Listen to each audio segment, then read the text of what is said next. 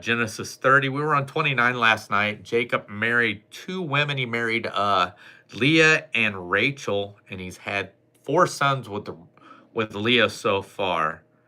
So we're going to move on to Genesis 30, which there's no real name to this. So as soon as we get in for a minute and let people start getting in, we'll get into Genesis 30. So I'm sure this is going to be about Rachel being upset about not having children, but we'll get, as soon as we get started, we'll find out. So we just got about 15 seconds and we'll get started to read Genesis 30. Here we go in about 5 seconds. All right, here we go. Genesis 30. When Rachel saw that she was not bearing Jacob any children, she became jealous of her sister, so she said to Jacob, "Give me children or I'll die." Jacob became angry with her and said, "Am I in the place of God who has kept you from having children?" Then she said, "Here is Bilhah, my maidservant.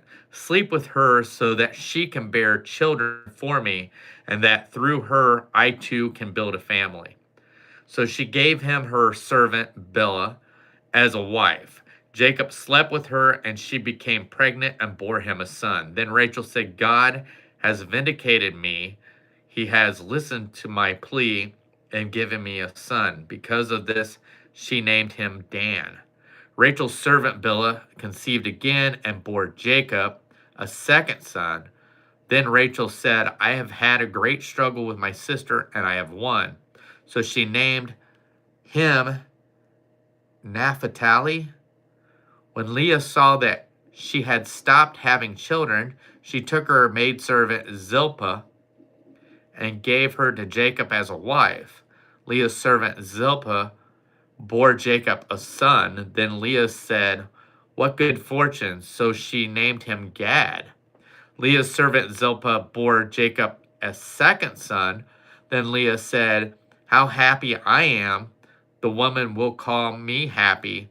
So she named him Asher. During wheat harvest, Reuben went out into the field and found some mandrake plants, which he brought to his mother Leah. Rachel said to Leah, "Please give me some of your son's mandrakes." But she said to her, "Wasn't it enough that you took away my husband? Will you take my son's mandrakes too?" "Very well," Rachel said. "He can sleep with you tonight in return for your son's mandrakes." So then Jacob came in from the field that evening. Leah went out to meet him. Sorry, the pages are stuck together. There we go. To meet him. Maybe I missed something. Give me 1 second.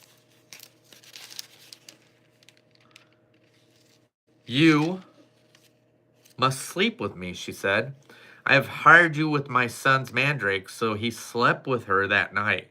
God listened to Leah, and she became pregnant and bore Jacob a fifth son. Then Leah said, "God has rewarded me for giving my maidservant to my husband." So she named him Iskar.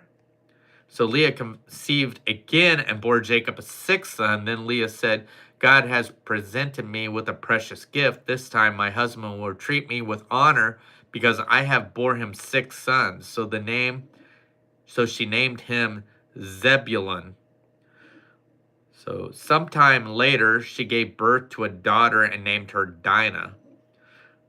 Then God remembered Rachel. He listened to her and opened her womb. She became pregnant and gave birth to a son and said, "God has taken away my disgrace." She named him Joseph and said, "May the Lord add to me another son." So Jacob's flock increased. After Rachel gave birth to Joseph, Jacob said to Laban, "Send me on my way so I can go back to my own homeland. Give me my wives and my children for who I have served you." But Laban said to him, "If I have found favor in your eyes, please stay. I have learned by divination that the Lord has blessed me because of you." He added, "Name your wages and I will pay them." Jacob said to him, You know how I have worked for you and how your livestock has fared under my care? The little you had before I came has increased greatly, and the Lord has blessed you wherever I have been. But now, when may I do something for my own household? What shall I give you? He asked. Don't give me anything, Jacob replied, but if you will do this one thing for me, I will go on tending your flocks and watching over them. Let me go through all your flocks today and remove from them every speckled or spotted sheep, every dark colored lamb, and every spotted or speckled goat. They will be my wages. And my honesty will testify for me in the future. Whenever you check on the wages you have paid me, any goat in my possession that is not speckled or spotted, or any lamb that is not dark colored, will be considered stolen. Agreed, said Laban. Let it be as you had said.